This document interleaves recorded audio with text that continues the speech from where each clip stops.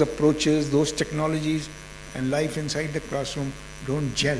They don't sit together easily. And if they don't sit together easily, the learner, the student, will have great difficulty in integrating the two. They will remain disjointed parts of his, her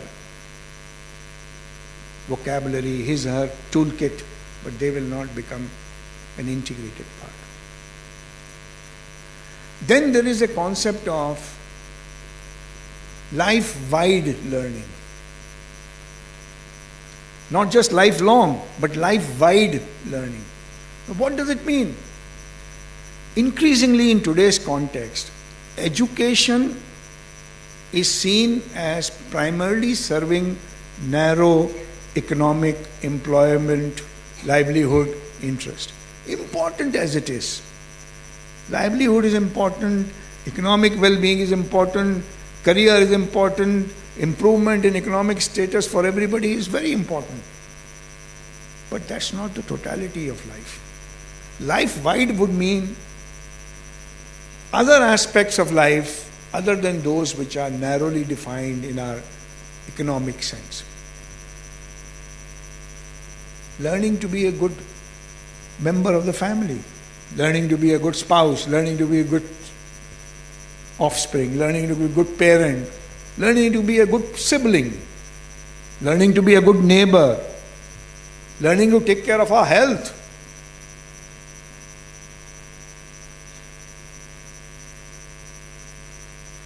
Learning to do a few things in the house, like cleaning dishes. Learning about your rights. Learning about your duties. So life-wide, social skills, skills needed to be a part of the family, attitudes needed to be a part of the society. Our difficulty today is that we are disconnecting these aspects of learning by and large from what we teach in our formal educational institutions. It is not just about learning to read and write, learning to do your maths, learning to write a précis, an essay. Those are important skills. But life-wide would enjoin us to include other aspects of life in learning. And that learning may be taking place informally, but there is no place to link that informal, life-wide learning with the formal, skill-only, degree-only learning. So life-wide approach would demand of us linking those kinds of learning. So bringing to the classroom questions about how is it happening in your family, in your neighborhood. What do you think of the growing problem of traffic jams in the city? That conversation, of course, people are learning about it, thinking about it. It is bothering them, but in the structured, formal place, there is no connection with it. We leave it outside. And then the third related concept is life deep learning. Lifelong, life wide, and life deep.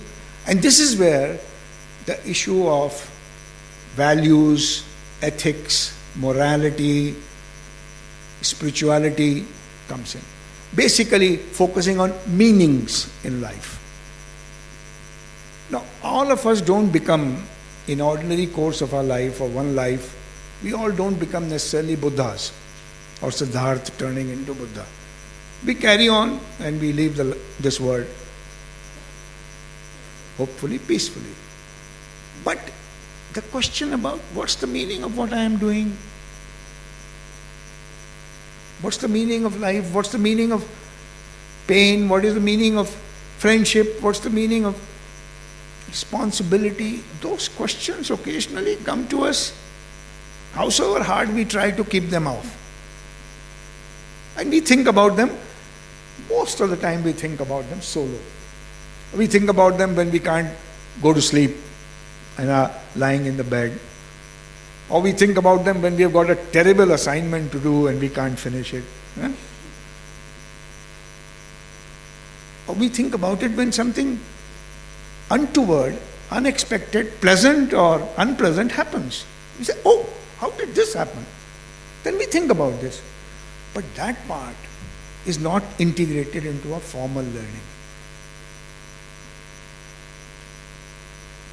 So, my general sort of suggestion is that we in this country need to bring in a lifelong learning framework which tries to integrate formal, non-formal and informal settings and ways of learning in a life-wide and life-deep sense. This is not theory alone. This is the way it was practiced in this country earlier. This is the way there are still islands of practice, small islands of practice going on. Calorix perhaps one of them. But there are many. But this is not yet the mainstream. This is not what something we talk about, we feel proud of, or we get patted on our back for. What we get patted on our back for is how many of our children made it to IIT or IIM or wherever they are supposed to make it to. We don't track how many of our children became good citizens. How many of our children would be remembered like Dr. Shroff is remembered. How many of our teachers, how many of our PhDs, how many of our MBAs, BTechs will be remembered as concerned, thorough, sensitive human beings. Some years ago there was a survey of Nobel laureates, those who were alive. And the survey basically asked the question, other than your Nobel Prize that you got, what else did you do in your life which you thought was important? So first of all, several of them wrote back angry letters to the surveyor saying, what the hell you mean? I mean, getting a Nobel Prize was the most important thing in my life. That we acknowledge, and that's why you are the sample of the survey. We are not asking non-Nobel Prize winners this question. So you are the cream de la cream, and you are the one we are asking this question. But think about something else that you think you have done, which you feel proud of. And invariably, the answer was something that benefited society. Something they did to help others. Something they did not for their own career or professional or academic advancement, but something that they did as good citizens, as good human beings. I'm narrating this to you because when you reach Professor Bhalwarkar's age, he is senior to me, or Dr. Ashok Chatterjee's age, he is super senior to me. You don't count how many papers you have published, how many honorary and not so honorary formal degrees you have accumulated. You look back at your life and you say, how many others I was able to encourage to carry on learning? How many others I made curious to inquire about their own setting? How many others were somehow supported in their effort to pursue whatever they thought was important to them? And I think it is that which, as teachers, as future teachers, and as teachers of teachers, we can remember. Because it is this question of meaning in life which continues to be our private question when we can't finish the assignment. Why am I studying this? I don't know. Somebody sent me here. Why am I doing this? Why am I not doing this? All those are important questions. Finally, I want to bring to you an aspect of the work that an institution like Calorex Teachers University has begun to do. I know little about it. It is a young institution, but there are others in the country also who are beginning to do. And that has to do with social relevance of our work.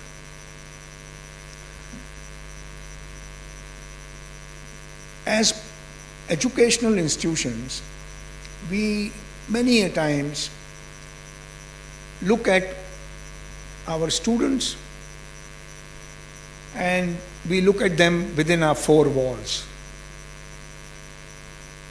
Campus, beautiful, teachers, friendly, but that educational institution sits somewhere in society. It is not outside the society, it is a part of the society.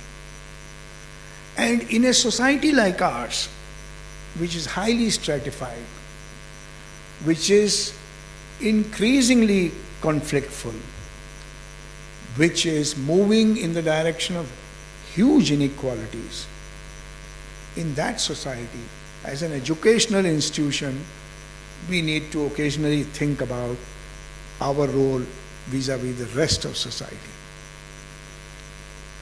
And you don't have to think about that outside your curriculum or outside your academic work. You can think about the relevance of your educational institution to the society around you by asking the question, what curriculum I am teaching? Does it make sense to what's going on around? How am I using learning methods which enable those inside the campus to occasionally interact with the rest of the society? How is that interaction with the rest of society mutually beneficial and reinforcing? Not one-way transfer of that arrogance that Rajesh Tandon had when he went to the villages of Udaipur, that I knew and they didn't know. How can, as an educational institution, we can prepare our students to be able to be proud of being good citizens in an increasingly globalized world? We have grown up in this society many a times with deep prejudices of both kinds. Prejudices of the kind that we are the best, or prejudices of the kind that we are the worst. But all societies, including our own, have a bit of both. And this is what is required of our next generation as they enter a new world where India is part of the global scenario. We are a part of the global scenario by virtue of our economic relations, educational relations, trade relations. People go out to work, but we are also part of the global scenario by virtual connectivity. Today, more people outside India get to hear about a 5-year-old being raped in Delhi before even some others in our villages hear about it. Because of that connectivity, because of that technology. So the concept of Vasudhaiva Kutumbakam is really, in some ways, a reality today than it was earlier. And in our own sense, historically, the meaning of university was Vishwa Vidyalaya. Not Vidyalaya, Vishwa Vidyalaya. A Vidyalaya which prepared people for the Vishwa. University does not translate itself to Vishwavidyalaya. Vishwavidyalaya as a concept is in our ancestry, in the ancestry of Takshila and Nalanda and many since then. But the concept of Vishwavidyalaya, Vidyalaya as a place, university as a place, post-secondary education institutions as a place where it opens your eyes and ears and senses to the world around you beyond the traditional notions of nation state. And it is that global world today where we are citizens, and we are preparing a generation to act as responsible citizens in that global Vasudhaiva Kutumbakam, in that global family. Vasudha is Kutumbakam. You know? The whole world is my family. So in order to do that, many a times people in the university ask me, so after teaching, what can we do?